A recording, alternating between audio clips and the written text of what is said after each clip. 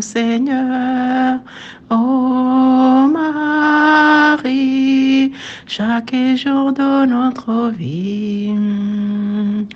Quand l'ange Gabriel t'est apparu pour t'annoncer la venue de Jésus, tu n'as peut-être pas bien compris, Marie, pourtant tu as dit oui. Oh Marie, aidez-nous à dire oui au Seigneur.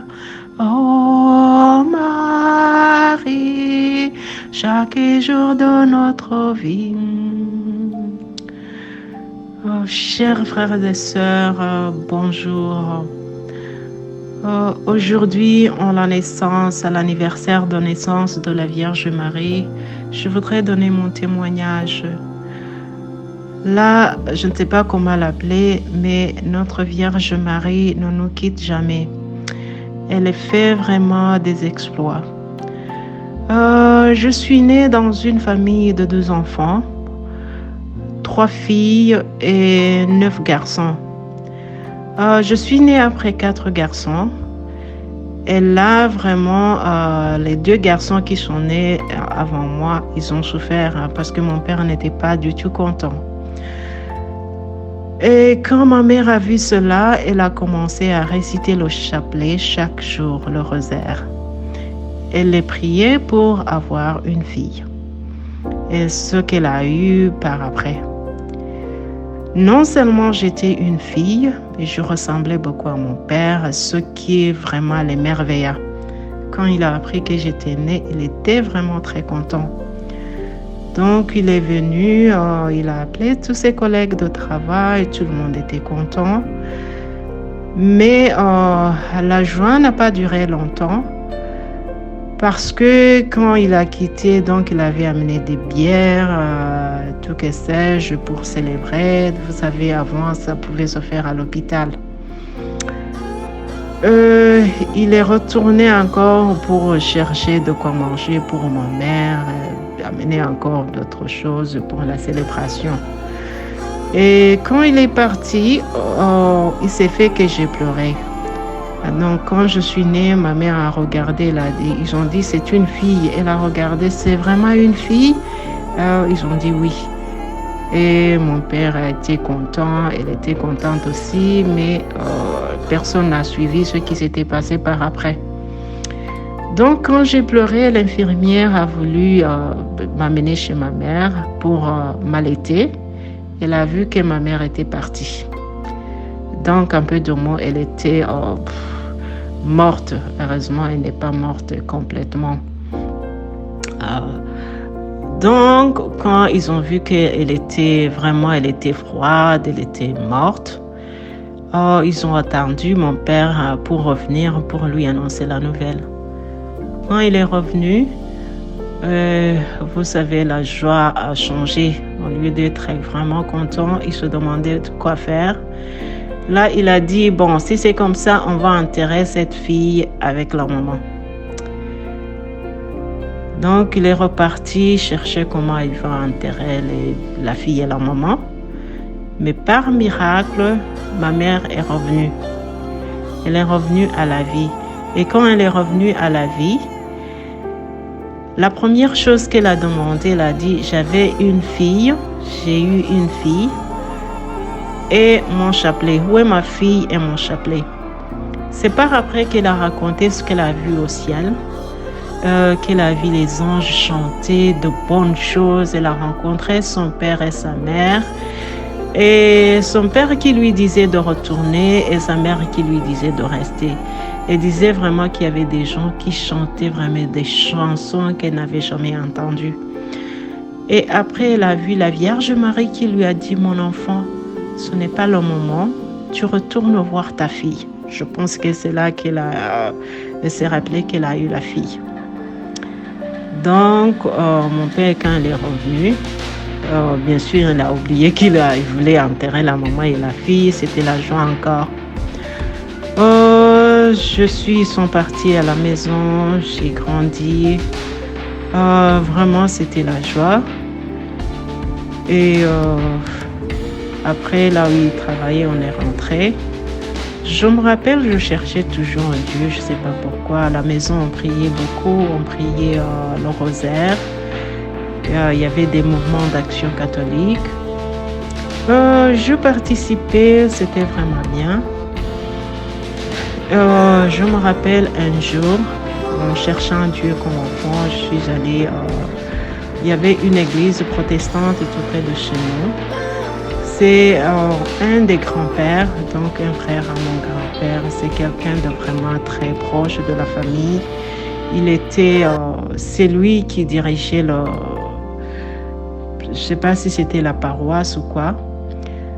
Donc on y allait chanter, quelquefois on allait paître le troupeau avec ses enfants, on buvait le lait, on allait danser, chanter. Vous savez comment les protestants chantent.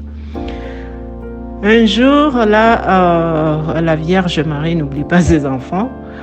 Je suis allée, ils ont fait, vous savez comment on fait des confessions.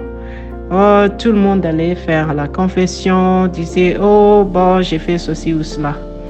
Alors, un enfant de 5 ans, je suis partie, j'ai dit, ok, j'ai commis l'adultère, j'étais voleuse, j'ai empoisonné, j'ai fait ceci et cela, et tout le monde a rigolé. Quand je suis rentrée à la maison, la chose que j'ai rencontrée, on ne m'a rien fait, mais ils ont rigolé seulement. Ils étaient en train de réciter le rosaire. Donc, en rigolant, je n'ai pas eu le courage de retourner là-bas.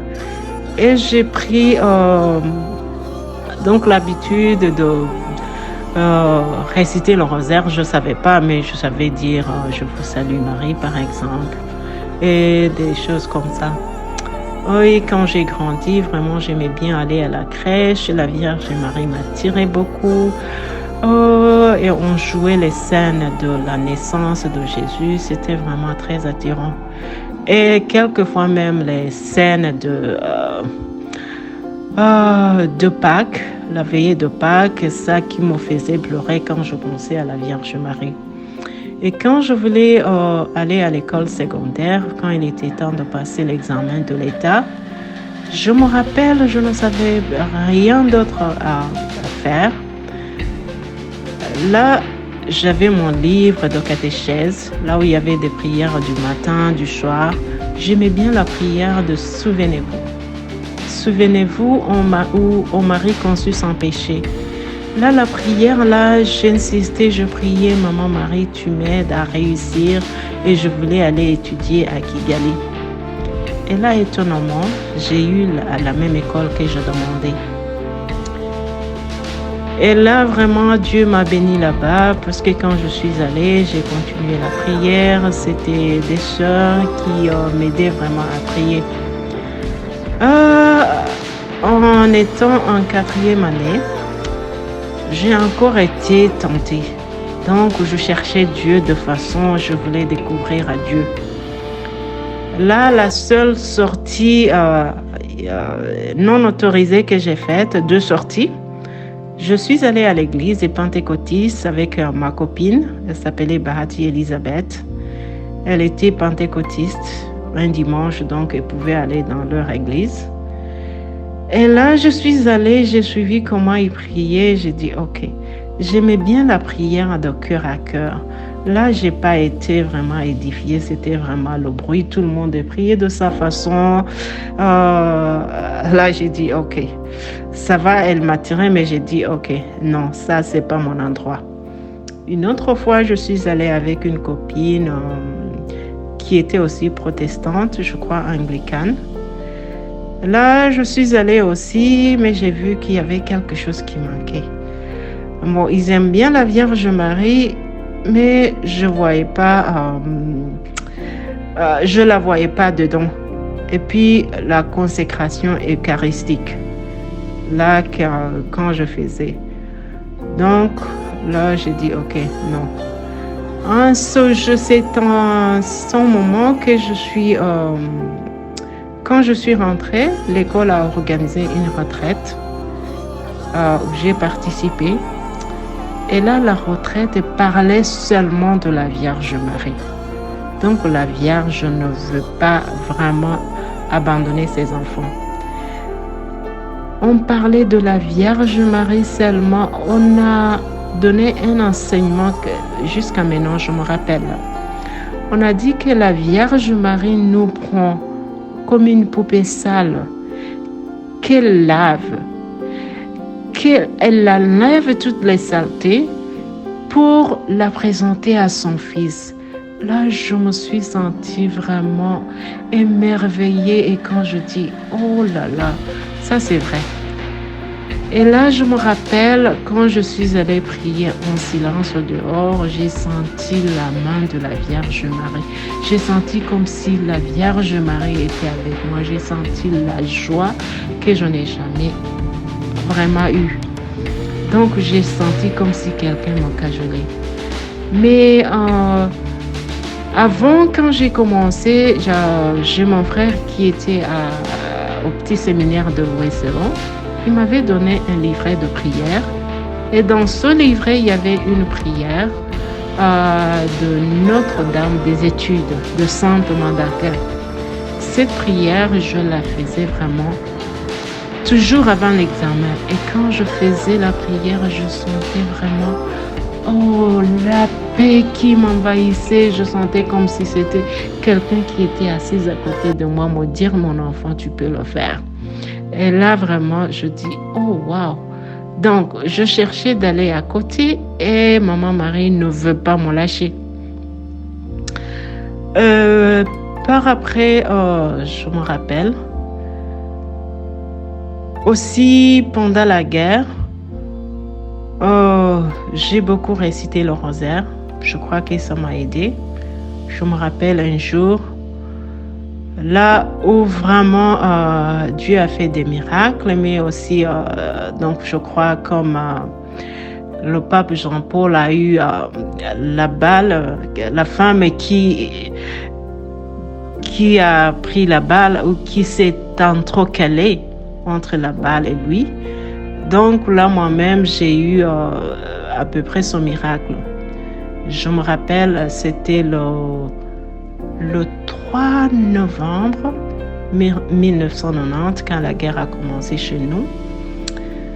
La guerre commençait très tôt, les gens sortaient vraiment nus et autres. Et moi, quand je suis sortie, je me suis rappelé, ok, j'avais mon chapelet et je devais mettre quelque chose. J'avais une jupe, mais j'ai voulu chercher quelque chose d'autre. Et alors là, j'ai récité ma prière. Souvenez-vous, ô très pieuse Vierge Marie, prie pour moi, Maman Marie. Donc, je suis sortie. En arrivant, en train de courir, il y a une balle qui est venue, a pris quelque chose que j'avais sur la tête. Et là, elle est passée même avec un peu de cheveux. La balle a tué l'enfant qui était devant moi. Et je suis tombée. Et les gens qui m'ont vue ont allé dire à ma mère que j'étais morte. Donc, quand j'ai repris conscience, j'ai couru encore. J'ai rejoint ma famille. Ils étaient tellement contents. Donc, miracle.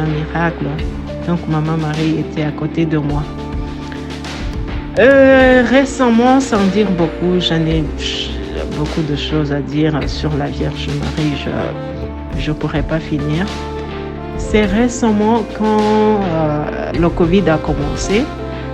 On était restés à la maison. Je commençais à tâtonner comme je cherchais toujours Dieu. J'écoutais sur le YouTube les enseignements et tout. Et là, je suis tombée sur un enseignement par là du baptême et de la Vierge Marie. Là, on disait, Jésus est le seul chemin, la vérité et la vie. Ça, je le sais toujours. Ça, je le savais. C'est pour cela que je dis, Maman Marie nous amène chez son fils et le prie avec nous. Donc, c'est comme je comprends. Malgré que j'avais suivi, il y a un Américain, diacre ici, qui enseigne sur la Vierge Marie vraiment d'une façon exceptionnelle.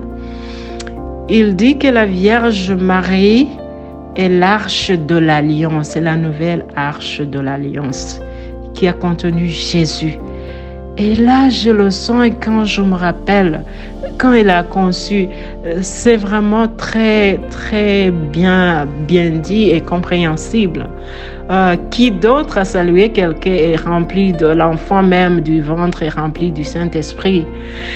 Et là, je le savais, mais vous savez comment le diable veut vraiment nous prendre et surtout nous éloigner de la Vierge Marie pour nous vaincre.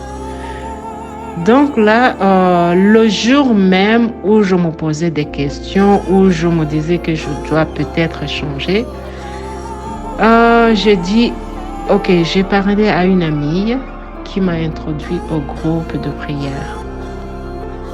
Jésus-Christ Mutawazi. Et là, en ces moments, on enseignait sur la Vierge Marie et sur le baptême. Oh mon Dieu. Là, j'ai dit, Seigneur, tu m'écoutes, mais la Vierge Marie ne veut jamais laisser ses enfants partir. Mais bien aimés, Maman Marie nous aime comme ses enfants, comme, je ne sais pas comment, elle veut nous rassembler pour nous amener à Jésus. Elle ne voudra perdre aucun de ses enfants.